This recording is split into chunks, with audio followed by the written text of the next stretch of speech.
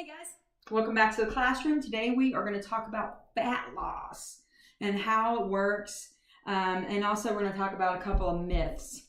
First off, all the information I'm sharing with you comes from Dr. Andy Galpin. He is a well-known researcher, and exercise scientist and exercise physiology are his fields of expertise. And just lovely stuff he taught. So let's get down to it. All right. First off, I'm going to talk about how you burn fat. How does fat burn? Well, fat is actually burned by your breathing. Interesting, huh? So what we exhale are carbons. And so that is basically the fat leaving your body, the carbons.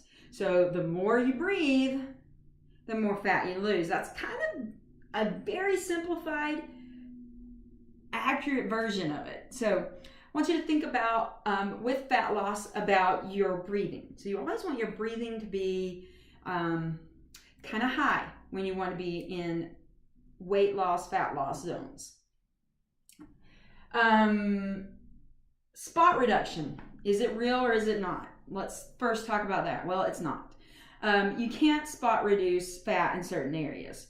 I've had this question many times, and I've read a lot of what we call bro science on it that says, yeah, you just do a lot of muscle work here on your biceps and triceps if you want to lose fat there, or if you want to lose fat here, you do a lot of crunches.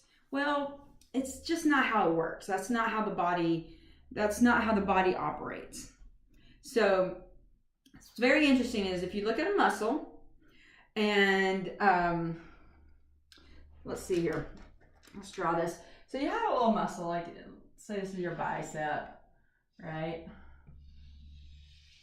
Okay, so you have all these fibers.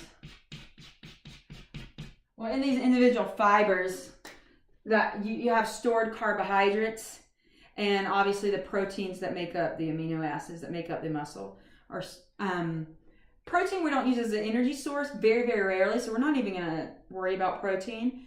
But when you're directly working a muscle, it has stored carbohydrates, so it's going to want to use those carbs. It's called glycogen. It's a stored form.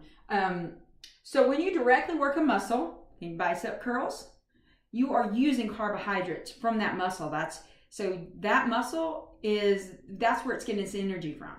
Now, when you run low on those carbohydrates, your body's going to be like, oh, I got to save some. I can't completely deplete the muscle. So it's going to start pulling from your fat stores. But here's the thing. This is why spot reduction isn't real. Your body doesn't pull from just the fat on the bicep. It pulls from wherever. It might take fat from your fingertips or whatever. So your fat that the body is pulling to use for energy, you don't get to choose where that comes from. Your body takes excess fat, it breaks it down, it metabolizes it, and it gives you energy from it. So your body's always going to use the muscle first, the muscle carbohydrate first, and then it's going to pull fat. But spot reduction, not real. Yeah, you can build muscle, but you can't choose where you want to lose the fat. That's just not how the body operates. One example Dr. Galpin gave that I really like this. He said, well, think about someone who's lost a lot of weight. You know, if you have someone that's lost a significant amount of weight, like maybe they've lost like 50 pounds or something. The next time you see them, when you see them in their weight loss, it's not like they're all of a sudden lost just their belly and everything else is still fat. No, they lose it all over. Your neck, your arms, everywhere gets skinnier. That's because when your body burns fat, it burns it from all over.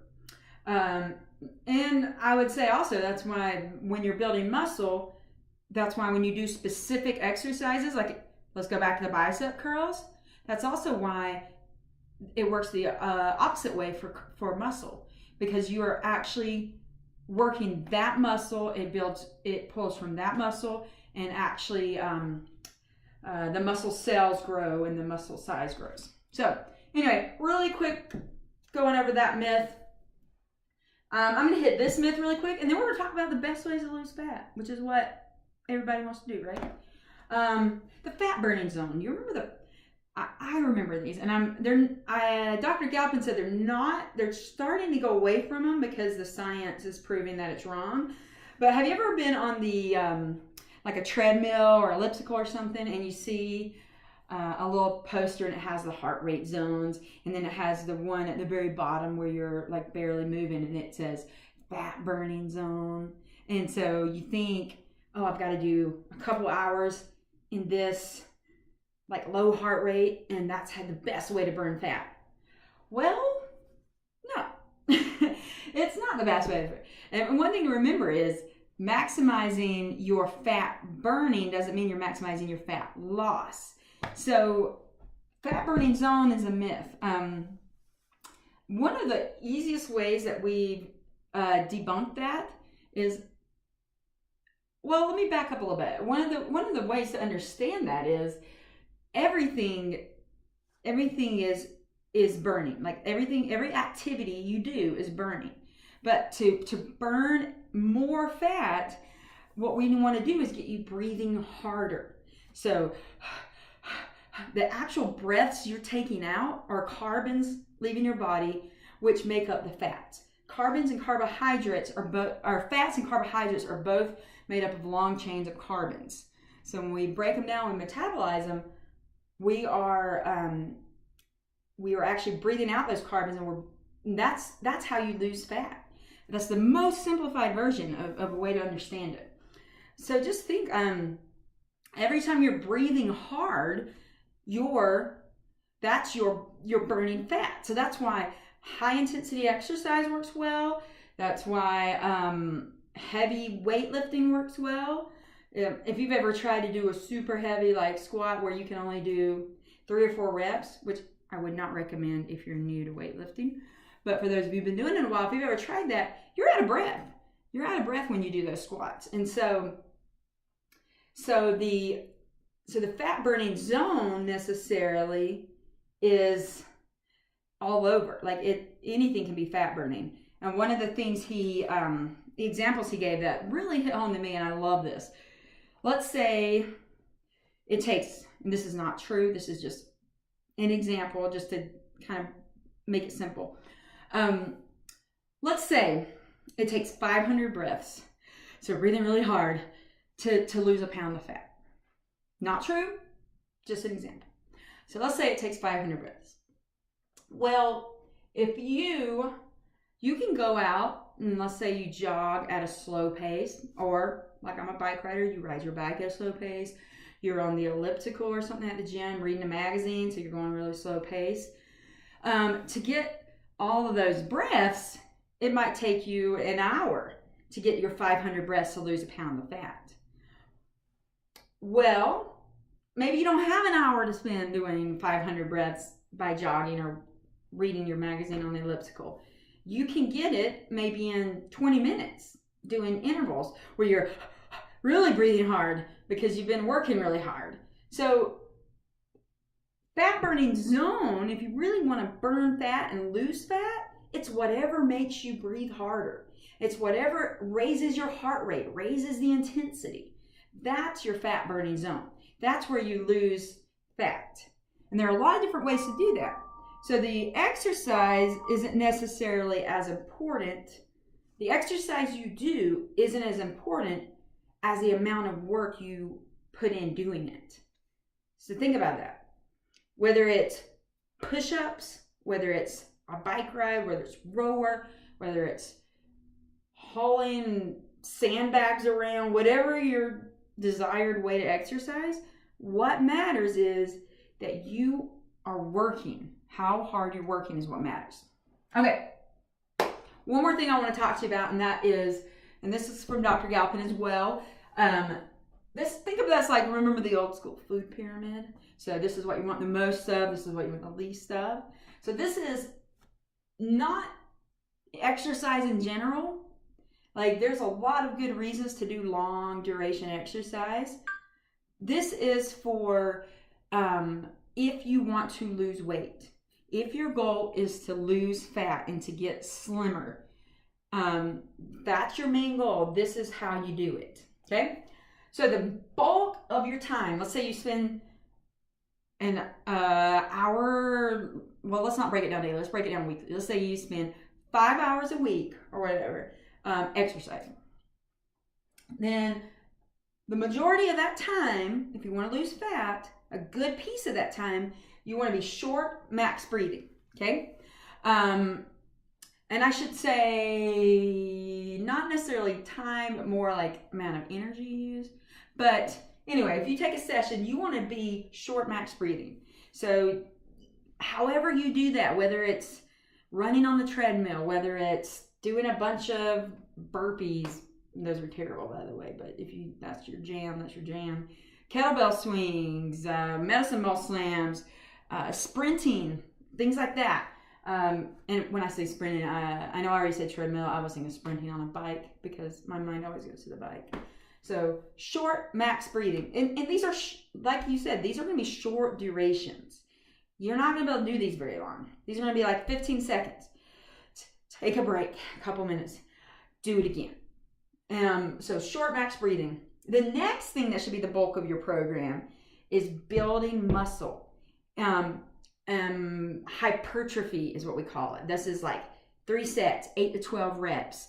So you're working anaerobically without oxygen, breathing hard. You're doing your building muscle exercises. Because we want that muscle to grow. We want to build up our resting metabolic rate so that we're burning muscle more often. Not burning muscle, we're burning fat more often. And so that's the second part of your program. Your third part is going to be longer duration, maybe a medium breathing. So this is what I call conversation pace, or slightly, actually I would say slightly above conversation pace. So conversation pace is like, I'm walking fast, but I can still talk to you. I can still hold a conversation.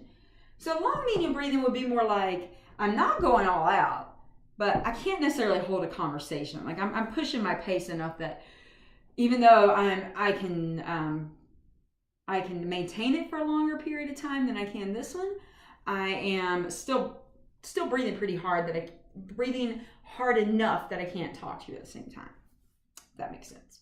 Final step, I don't know how well you can read this, but it's long duration, easy breathing. Okay? This is your conversation pace. This is not a casual walk in the park.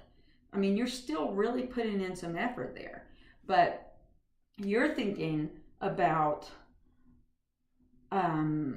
getting your breathing at conversation pace. So I can hold a conversation, but it's still a little bit of hitch in it. Okay? So what you want to do is, I think of my easier bike rides on this day, and by easy, I'm still pushing my pace. I'm not lollygagging would be the word, or easy jog, or fast walk kind of a thing. But these you have to put in time. Those are long durations. So you can decide when you want to lose weight. Are you going to lose your 500, think of your 500 breaths. Are you going to do it in an hour, or are you going to do it in 20 minutes? Either way, it's going to happen. So there's not just one key to fat loss. So yes, you can lose fat in this easy zone, but that is not necessarily a fat burning zone. That is not the ideal zone, I would say, for burning fat. That is what's the myth. That it's not the ideal. The ideal is getting your breathing up really hard. So I want to share with you one more thing. Sorry, I'm just bringing this up. Big keys to weight loss. You got 3 things I want you to remember for weight loss. Okay? I'll write these down. You want, let me see here, work. That's your breathing. We want work. We want you working. We want you consistent. So doing it often, okay? Make sure you're doing it several times a week. And patience.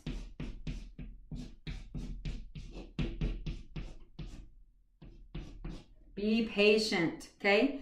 That's the final thought.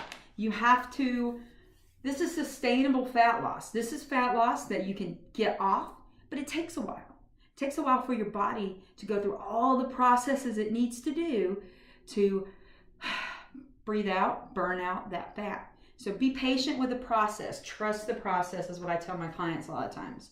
And do you need to watch your food? Absolutely. This matters least in the hierarchy of things. Exercise, as far as weight loss goes, is always second to nutrition. Exercise, always second to nutrition. You cannot lose weight if you're not eating properly, period. Just not going to happen. So anyway, hope you guys like this quick rundown of the fat burning process. And I'll put a link to Dr. Andy Galpin and his video. It's more geared towards people like myself or others that have more of an exercise background. It's more sciencey, I would say. But I like to cite what I do, and so I will make sure to give him credit for that. Okay. All right, guys. Thank you for joining me. Let me know if you have any questions. See ya.